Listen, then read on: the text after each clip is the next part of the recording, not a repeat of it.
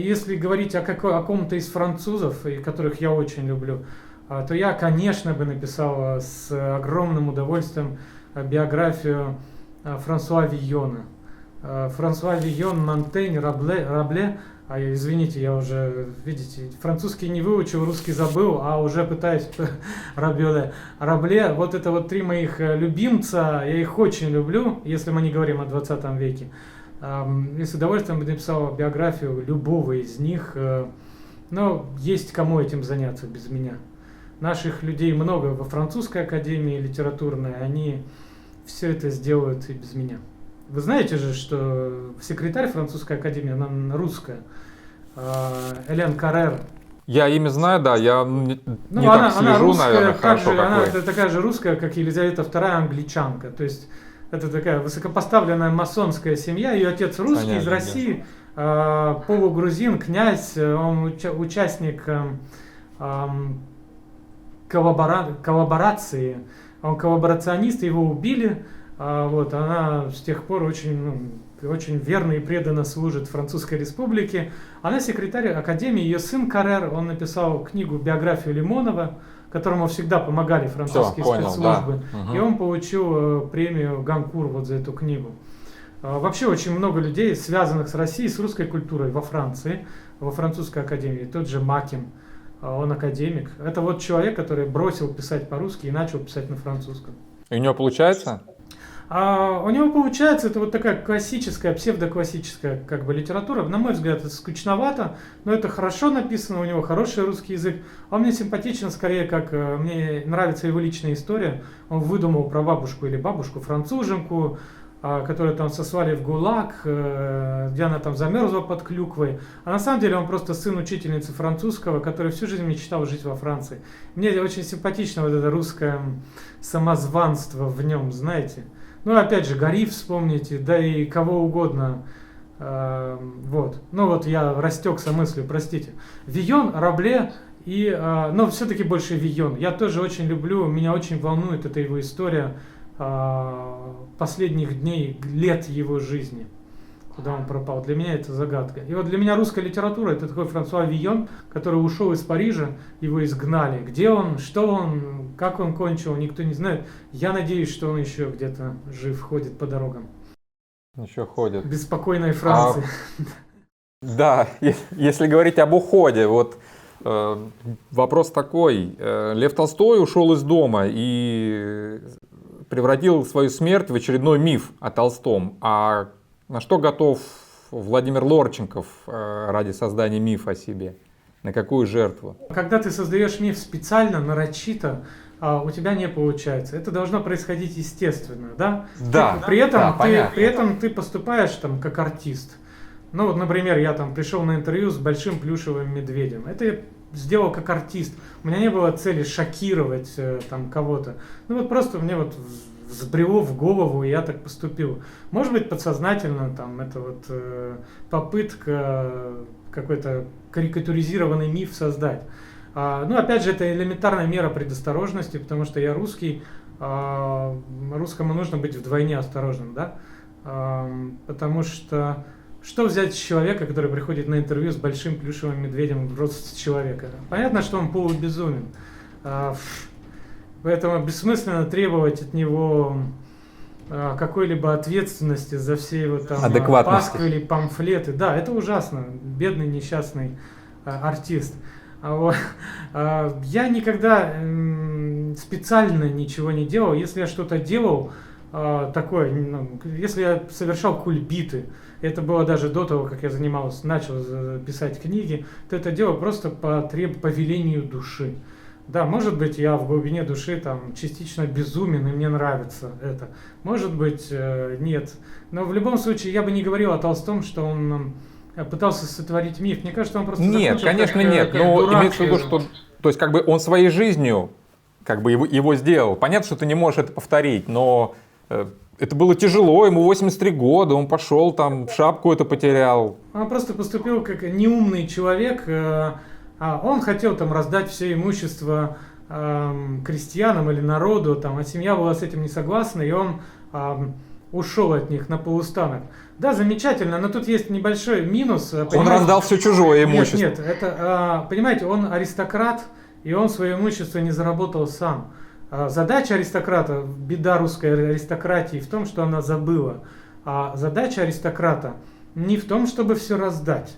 Это может сделать Парвеню, это может сделать какой-то новориш, который появился на ровном месте, выскочка, который сам заработал свои миллионы, миллионщик. Пусть даже каким-то подовым путем. Аристократ – это хранитель традиций, человек, который Толстой получил в наследство все свои усадьбы, все свое имущество. И ты не вправе им распоряжаться таким образом. Ты должен передать это дальше. А если нет, они должны тебя как стая взять, да и уничтожить. Собственно, они так и сделали. Но уже времена были немножко другие. Ну и да, величина была слишком поэтому я не вижу большая. никакой красоты, никакого благородства в поступке Льва Николаевича. Мне кажется, он просто поступил как желчный, неумный старик, который не понял, заигрался, не понял, в чем состоит его задача как аристократа, не как конкретного Льва Николаевича. И вот поэтому он умер смешно и нелепо, как там, собака на полустанке. Это не Вийон, извините. В уходе и в гибели Вийона, в жизни Вийона, я не знаю, в безвестности конца Вийона есть великая трагедия. Так же, как она есть в конце Павла, апостола Павла. Ведь он, ну, если мы говорим о каких-то более-менее исторических сведениях, он не был распят там вниз головой, не был распят иксом, в горизонтальном положении, он был изгнан. Он был изгнан, потому что его версия христианства противоречила той, которая победила на тот момент. Это община Петра. И его изгнали. Человека, который создал христианство, изгнали, и мы не знаем, как он кончил. Он исчезает на дорогах Римской империи. Это невероятно. У меня перехватывает дух, когда я думаю об апостоле Павле, о Вийоне. А это что? Ну, старый дурак, он решил раздать там, брюлики, которые ему достались от бабушки с дедушкой, дать их не детям, а там, крестьянам. Ну, хорошо, они поругались, поваялись, он пошел и умер под забором. Здесь никакой трагедии нет. Это просто глупость и вырождение. Если вы читали этот роман «Бриллианты для диктатуры пролетариата», писатель такой Ляндрис, он еще взял псевдоним Семенов. Вот. И там я читал ваше эссе. Забавное место, там чекисты допрашивают какую-то графиню, она подлая тварь, конечно же. И вот она говорит, меня еще так рассмешило, я маленьким в детстве первый раз прочитал, она говорит, проклятый Лев Толстой, самый худший человек там, в русской истории. И я сейчас понимаю, откуда такая ненависть у Семенова Ляндриса к женщине, которая просто констатировала факт. Жалко, что Толстой не дожил до 17-го года. Мне очень жаль. Его сын дожил, получил сталинскую премию. Да, но я бы посмотрел на самого Льва Николаевича с удовольствием. Другой известный человек назвал его зеркалом русской революции, так что тут все сходится. Если говорить о французских писателях, то вопрос такой. Артюр Рембо известен своими яркими выходками и не менее яркими стихами, которые написал в юности. Затем, как известно, он перестает писать и вообще отходит от литературной деятельности. Два вопроса. Насколько яркой была юность Владимира Лорченкова, и можете ли вы однажды бросить литературу? Не мне судить, насколько яркой была моя юность. Скажем, она была очень бурной, может быть, даже более бурной, чем мне бы хотелось. Потому что я довольно рано начал взрослую жизнь, к сожалению. Мне было 16 лет, когда я стал работать, я поступил в университет, стал работать в газете. Ну, а это специфическое место. Газета, особенно в середине 90-х годов, как вы знаете. Ну и до этого я был довольно сложным, проблемным подростком, скажем так. Мне нравится очень Рембо, мне кажется, самая яркая его выходка это как раз конец его жизни, когда он просто плюнул на все и продемонстрировал самому себе, что ему наплевать на это. И мне кажется, это высшая степень свободы. И я иногда мечтаю о том, чтобы просто сжечь паспорт, разуться и уйти босиком куда-нибудь в Мексику, чтобы никто не знал, где я, что я, может быть, меня и нет, может быть, я и умер.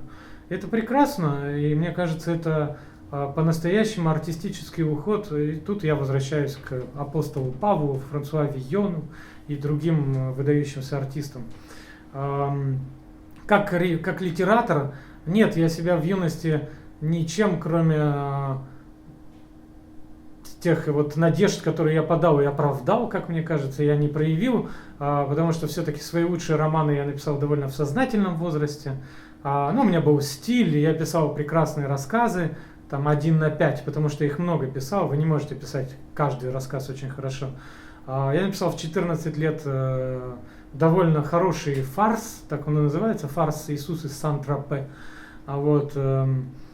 Ну, как артист, не как артист я родился, а как литератор, как писатель я оформился в зрелом возрасте, и в этом есть свои плюсы и минусы. Плюсы я вот уже понимаю, что делаю, а минусы у меня не те силы. То есть я в последнее время держусь, как мне кажется, на классе.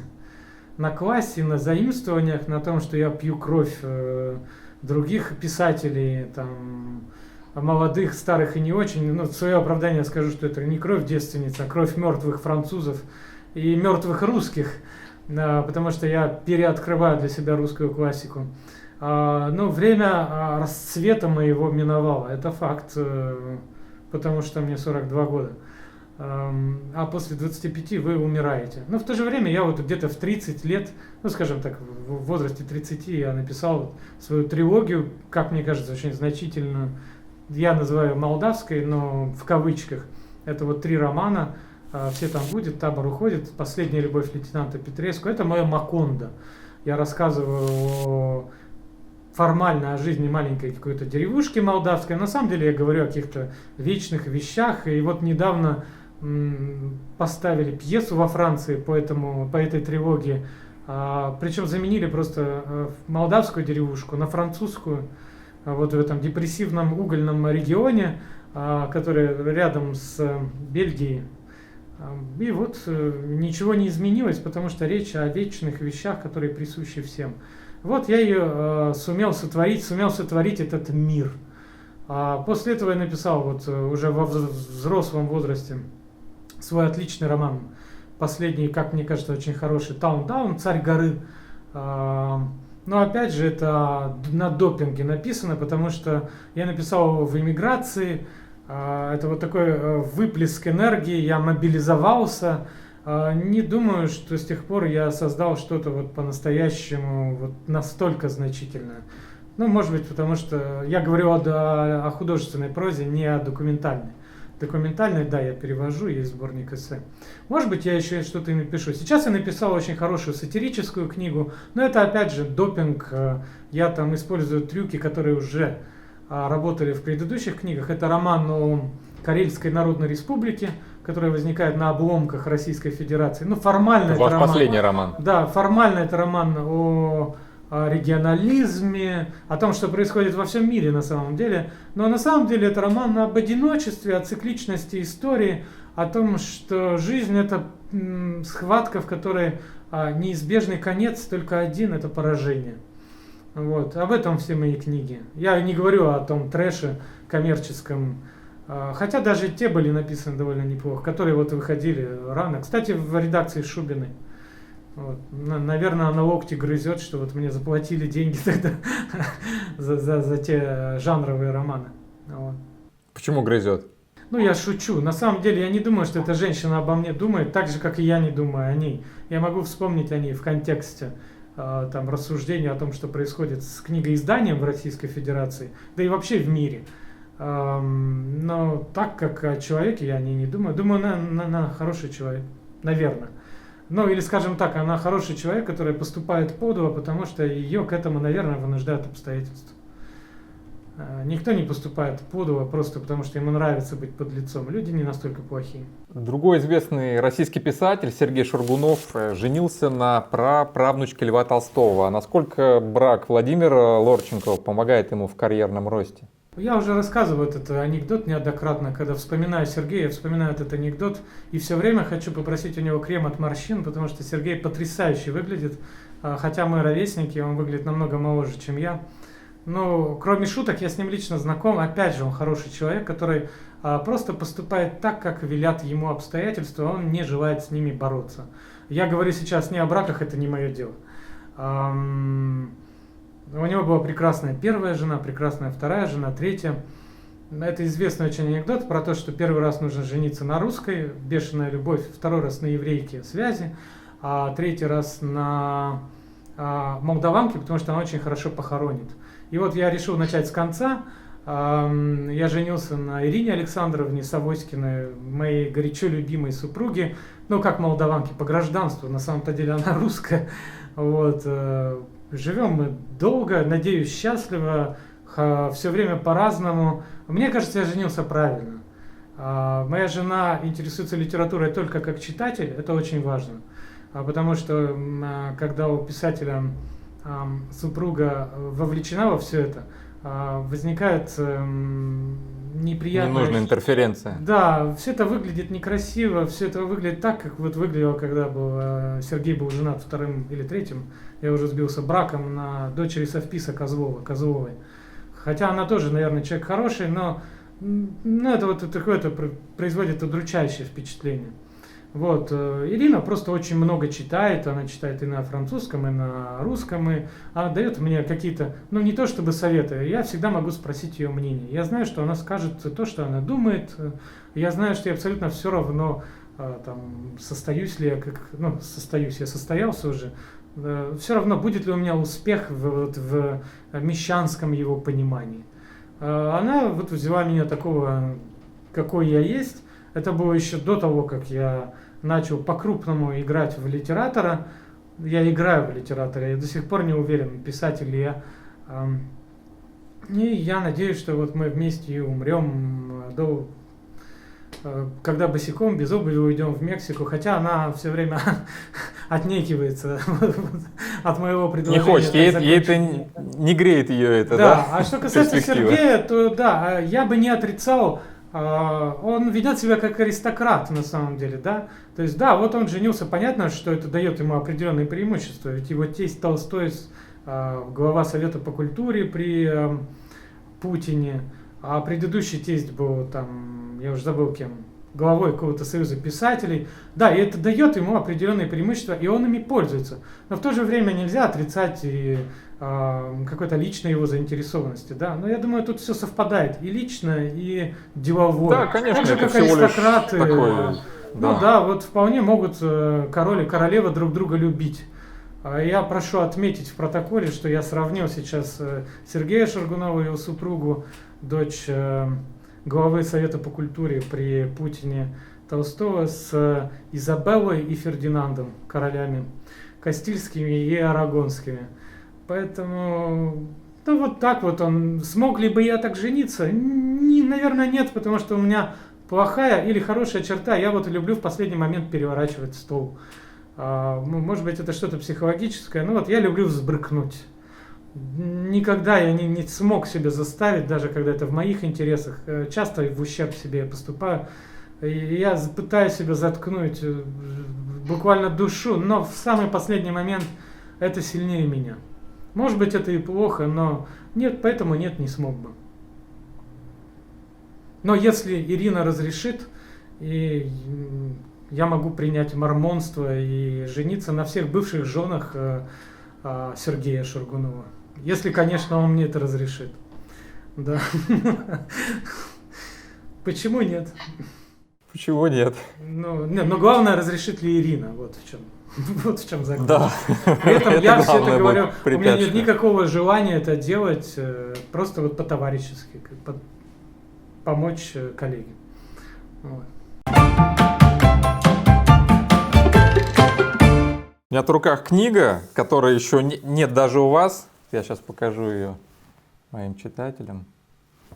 Она у меня уже есть. О, большое спасибо. Ее нет даже у меня. Да, она вышла. Вот у меня первый сигнальный экземпляр.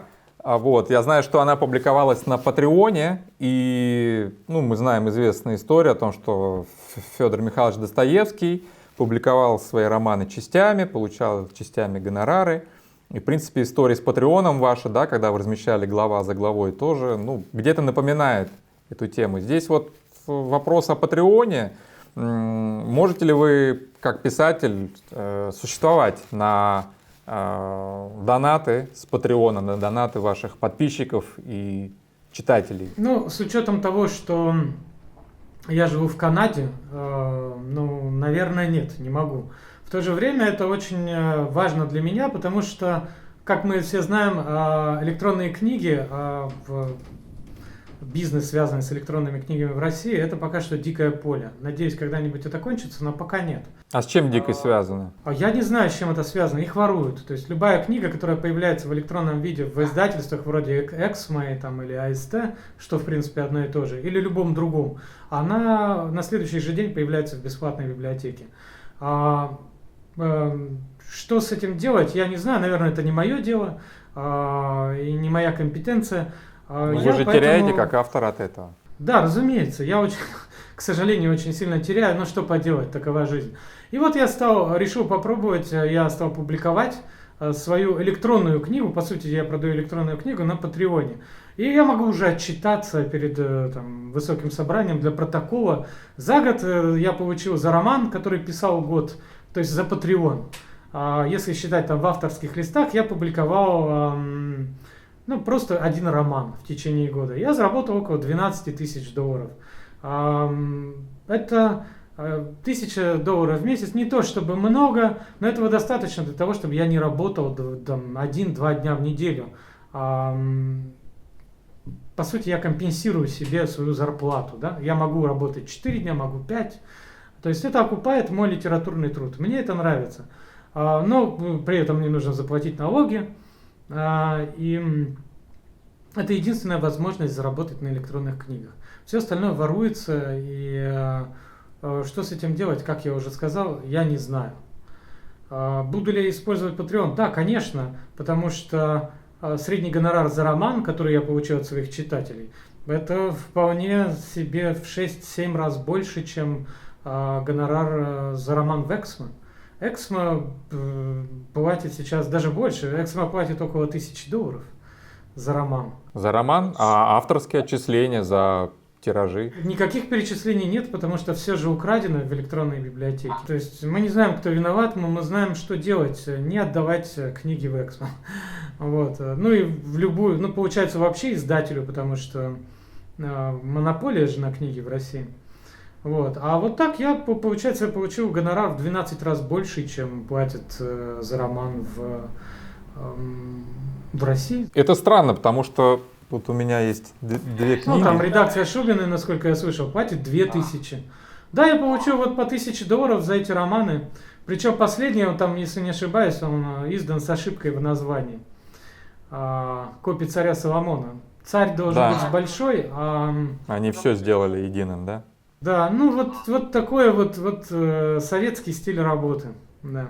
Это странно, да, потому что я открываю там Озон, Лабиринт, я вижу ваши книги, они продаются. Кажется, что все хорошо у автора.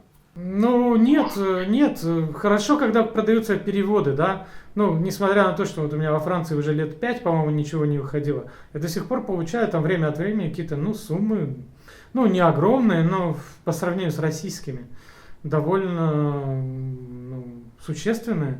Это удивительно, при том, что рынок в России огромный. Рынок России огромный, но там есть монополия, а монополия все убивает. И второй момент очень важный. Если я тут скачаю бесплатно книгу где-нибудь, если я вдруг найду, мне придет счет на $3000 от правительства Квебека за то, что я украл эту книгу. То есть это решено, да, технологически? Абсолютно. Но это может быть решено насчет, как говорят, клик де дуа, по щелчку пальцев и в России. Это все делается за месяц. То есть это просто выгодно, вот и все. И плюс еще какая-то культура. Все-таки тут местные... Они не то чтобы культурные, народ тут не очень культурный, это провинция. Но они все равно с каким-то уважением относятся к труду, они понимают, что вот я работал, и он просто не будет воровать, если ему не надо. А если ему надо, он купит, скорее всего он не купит, но он не станет воровать. А наши опять же, кто наши, я говорю в общем, Есть вполне конкретные Ну, читатели, издательство, которые- получается, да, что издательство, они прикарманивают то, что принадлежит Ну, вам, я не буду ничего такого утверждать. Нет, ну, Я хожу конечно, на интервью с большим медведем в рост человека. Я полубезумен, как Гамлет. Если я и скажу такое, то просто потому, Не, что ну, я у был вас не в усы себе. такие, вы явно Да. не в себе, конечно. Ну, Я не в себе, всё. да. Но говорят, что... Ну и вообще простейшая логика доказывает, что люди воруют. Ну и плюс культура. Хорошо, заканчивая со сравнительным жизнеописанием, таким вопросом. Если бы вы жили во время Октябрьской революции и могли бы выбирать, то вы бы выбрали судьбу Шолохова или Булгакова? Если бы я мог выбирать? Это хороший вопрос, на который я не могу сейчас дать честный ответ. Мне кажется, я бы приложил все усилия, и мне кажется, моя жизнь, при всем том, что ее, конечно, нельзя сравнивать с булгаковской, то я бы все-таки не сломался, выбрал Булгакова. Часто я поступал в ущерб себе. Даже сейчас, как литератор и как писатель, в ущерб своим интересам, скажем так. Из-за принципов, каких-никаких, возможно, ошибочных, но вот таков я. Я таков, каков я есть. Наверное, я бы постарался поступить и так, но там ставки выше, потому что тут, там неприятности в какой-то мелкой банановой республике. Все равно меня там не расстреляли, правильно, там, и не собирались. Наверное. Как собирались, может быть, там дать палкой по голове и сжечь в 2014 году, но не из-за того, что я конкретный Владимир Орченков, а потому что вот решили всех забить и сжечь, всех там русскообразных. Там ничего личного не было.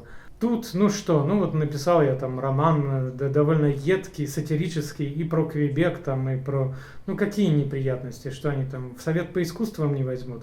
Это совсем не то, что советская Россия, согласитесь. Не сломался ли бы я бы постарался сделать все. Но, опять же, у меня 2 детей, и если бы я жил с детьми, если бы давили на них, то не факт, что я бы... По крайней мере, я бы постарался не избрать судьбы Шолохова. Я бы выбрал не печатание, не... то, что я и так выбрал. Я ведь распространяю себя сам издатом, по сути. Так же, как Марк Эдуард Наб, французский писатель, который тоже со всеми поссорился. Не потому, что он плохой, а потому что у него есть какие-то принципы. Вот это бы я выбрал, да. И постарался бы выжить, конечно же. Я думаю, вам бы это удалось. Опять же, Шолохов, он не совсем мразь, да, вот мы говорим. Нет, имеется в виду литературная судьба, конечно. Он писал книгу, он там Поступал не ел порядочно, людей. пытался поступать порядочно, он пытался как-то остановить вот эти репрессии, он пытался, не остановить хорошо, но, по крайней мере, он не был палачом, как прадедушка кинокритика Долина или там дедушка литераторки Петрушевской. Там были палачи в буквальном смысле. Но Шолохов не был палачом. Он просто был жертвой времени, обстоятельств. Так же, как и моя семья, любого другого человека, которые жили в Советской России. У меня не было убежденных коммунистов в семье, не было большевиков, но в целом, допустим, ты военный, да, ты в 30-40-е годы, ты служишь в армии. Ты служишь в стране, вот так получилось, что вот она такая. Так империя развалилась, и вот на ее месте возникло там варварское королевство. В чем мне упрекать этих людей? Там, в чем моего прадеда упрекать? Он учитель русского языка из Могилева. Вот он сбежал из Могилева, он там в Туркестане учил басмачей. Я шучу, конечно, я очень уважаю жителей Средней Азии. Русскому языку насмотрелся тоже на дружбу народов там. В чем мне его упрекать?